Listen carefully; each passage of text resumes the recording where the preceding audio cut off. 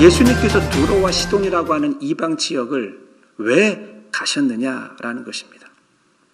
우리는 이러한 궁금증을 가지고 오늘 성경에 나오는 이 수로보니게 여인의 호구 조사를 한번 해보도록 하겠습니다. 도대체 이 여인이 어떤 여인이길래 예수님이 가셨느냐라는 것이죠.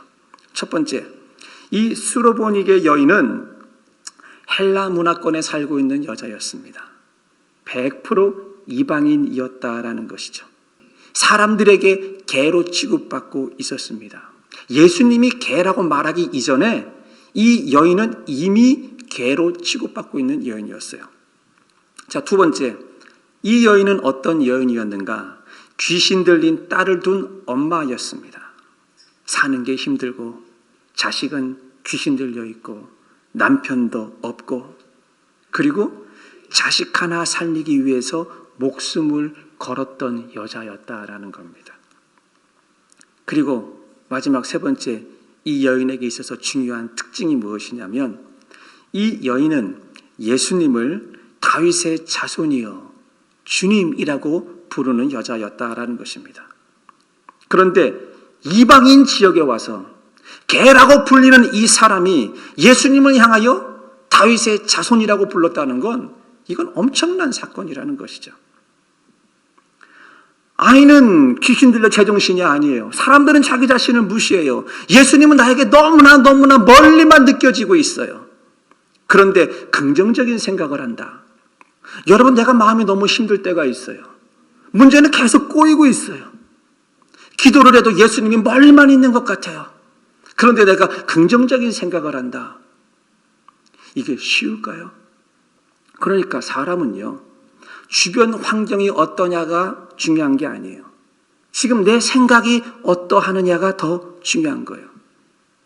여러분은 지금 무엇인가 고민을 하고 있는데 그 고민에 무엇이 들어가 있느냐는 거예요. 그 고민 속에 이 속에 하나님의 뜻이 있다. 이렇게 생각하는 사람이 있는가 하면 내 고민과 내 걱정 속에 이 불안함이 꽉 들어차 있는 사람들이 있다라는 거예요. 수로보니게 여인을 보십시오. 자신이 죄인인 것을 인정을 하니까 귀신 들린 딸이 고쳐지는 거 아니겠습니까? 자신이 죄인인 것을 인정을 하니까 이 여인의 삶의 문제가 풀리기 시작한 것 아니겠습니까? 우리도 마찬가지예요. 우리도 예수님 앞에서 늘 자기 자신이 죄인인 것을 인정을 하고 겸손해야 한다는 것이죠. 세 번째, 이 여인은요, 부스러기 음식이 무엇을 말하는지 알고 있었어요.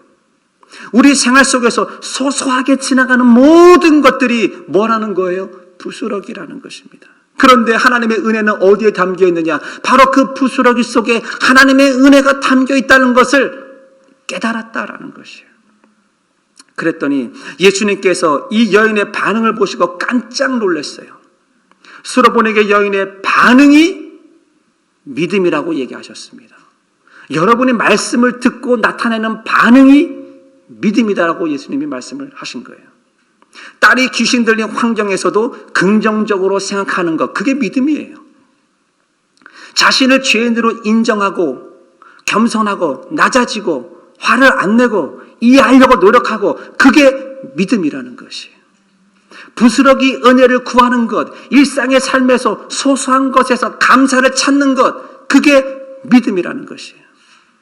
그렇다면 우리도 이 수로보니게 여인에 대한 말씀을 지금까지 들으면서 우리도 내 자신에 대해서 세 가지를 한번 점검을 해봐야 한다는 것입니다.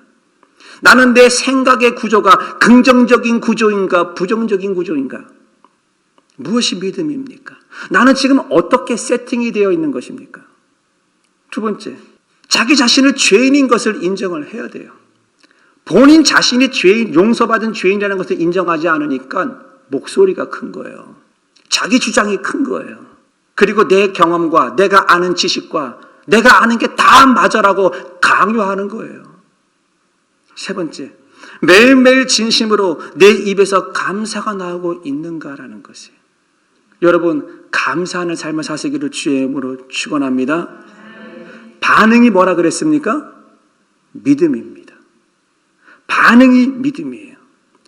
믿음을 보이면, 반응을 보이면, 긍정적인 생각을 하면, 내 생각의 구조를 바꾸면, 내가 죄인인 것을 인식을 하면, 내 입에서 감사가 나오면 무슨 일이 벌어집니까? 아이가 침상에 누워있고 귀신이 떠나가는 역사가 나타나게 될 줄 믿습니다. 이런 일들이 저와 여러분의 가정에 임하기를 주님의 이름으로 축원을 드립니다.